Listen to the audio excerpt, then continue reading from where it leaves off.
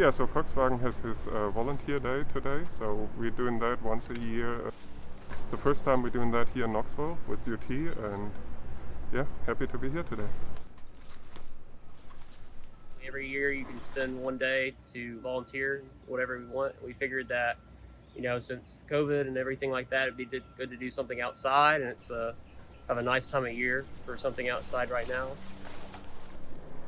We partnered with Keep Knoxville Beautiful, which is a nonprofit that supplied us with all of our materials that we're using to pick up trash, like trash bags, waders, gloves, boots, things like that. And so we're really leaned on them and appreciate their help to make this possible.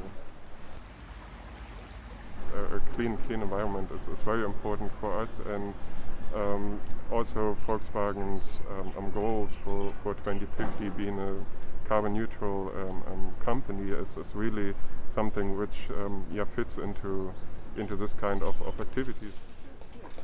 We're really excited about the PhD fellow program that we put together.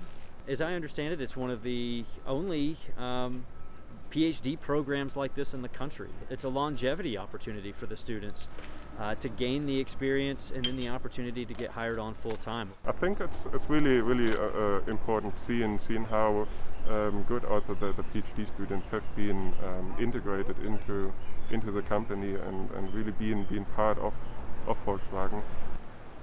At the University of Tennessee, we consider ourselves volunteers, and being a volunteer means you're not afraid to get your hands dirty.